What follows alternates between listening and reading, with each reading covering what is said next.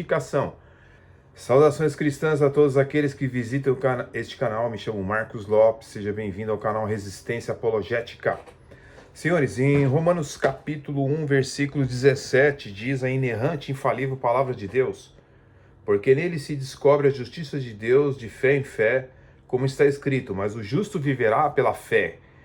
Esse versículo fez com que Martinho Lutero descobrisse que a salvação é pela fé, unicamente pela fé e não pelas obras, ok? Esse versículo aqui muitos usam de uma forma errônea, né?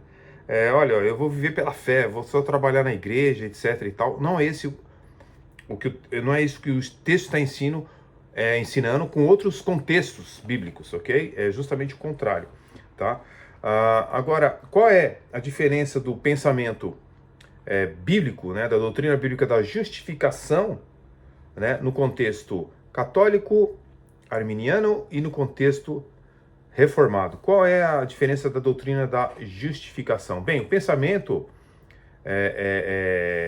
da justificação é algo que deve ser bem esclarecido para que a pessoa possa ter realmente o entendimento correto do que a Bíblia diz sobre o assunto.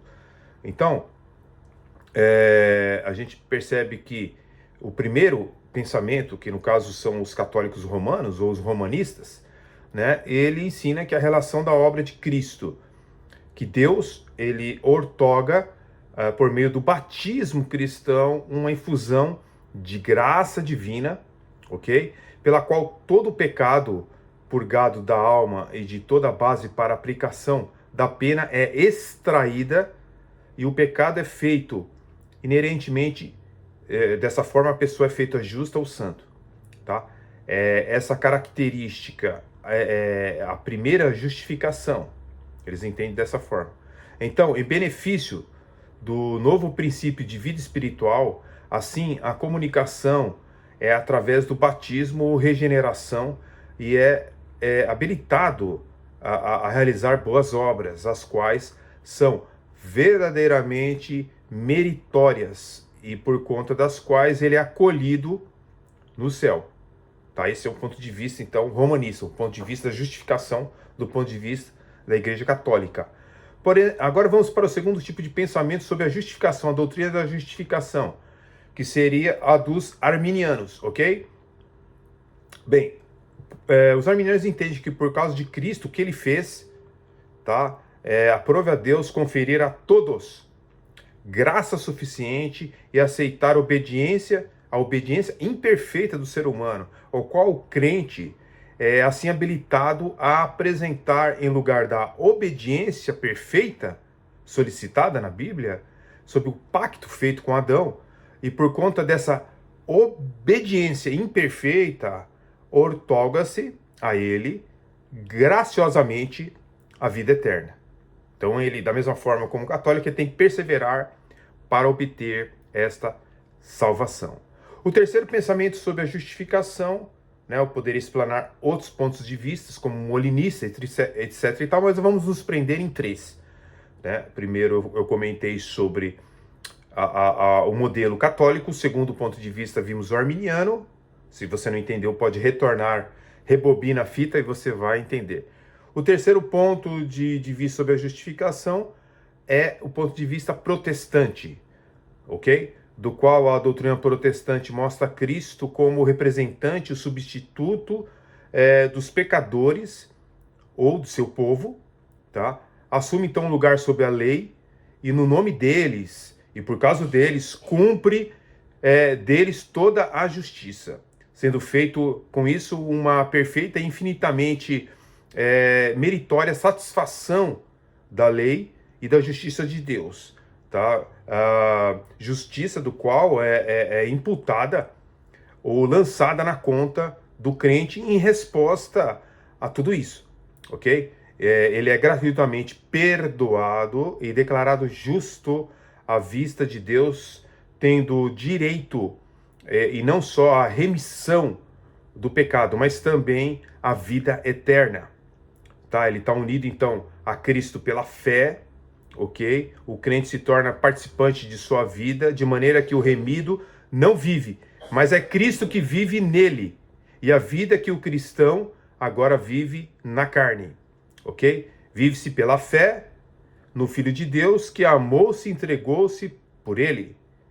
Então, quando nós comparamos esses três sistemas interpretativos sobre a justificação, que é algo prímax na fé cristã, percebe-se que é nessas linhas de pensamento que a relação entre o crente e Cristo é muito mais estreita, peculiar, né, e constante no esquema protestante do que qualquer outro sistema, ok? Tendo de olhar constantemente para Cristo e constantemente exercer fé em Cristo como um Salvador sempre presente para que se possa viver. Agora, para os romanistas, os católicos, o Cristo tornou-se possível que Deus concedesse graça santificante no batismo, ok? Diferentemente do que ensinou os reformadores sobre a questão do batismo, tá bom? Para os romanistas, para os católicos, Cristo, então, ele torna possível essa graça santificante através desse batismo, tá bom? Eu estou enfatizando isso.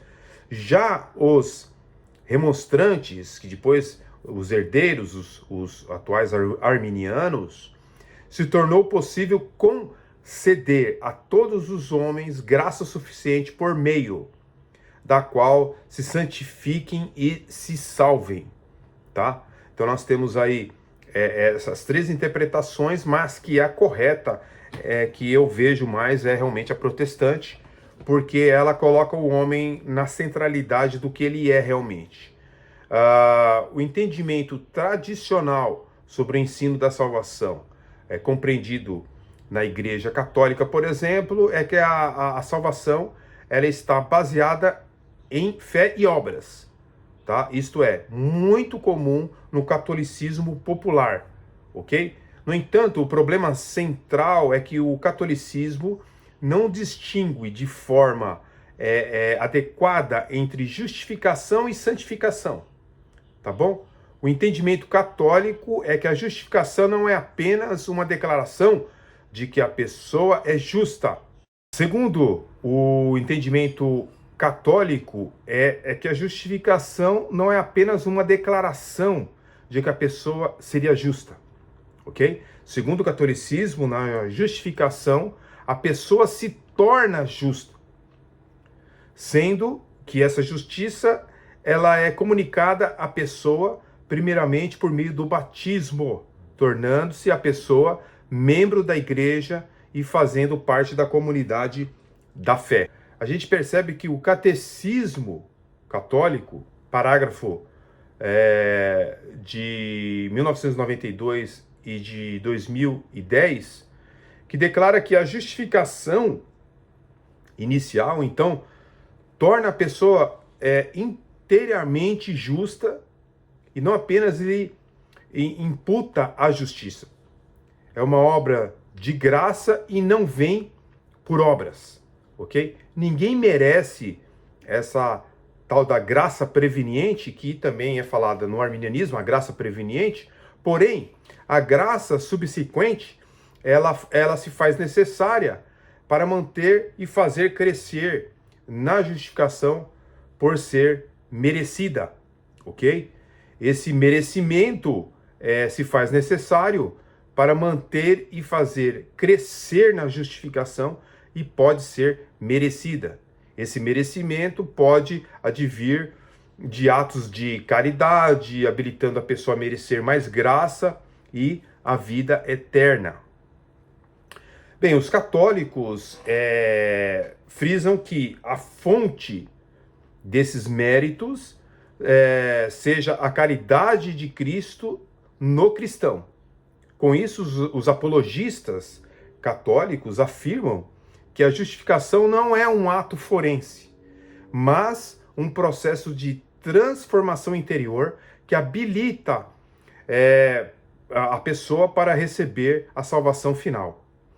Em contrapartida, a justificação não é realizada somente por meio da fé, mas por meio da fé e das obras, ok? Abrangendo em si a participação, né, dos sacramentos eclesiásticos na Igreja Católica.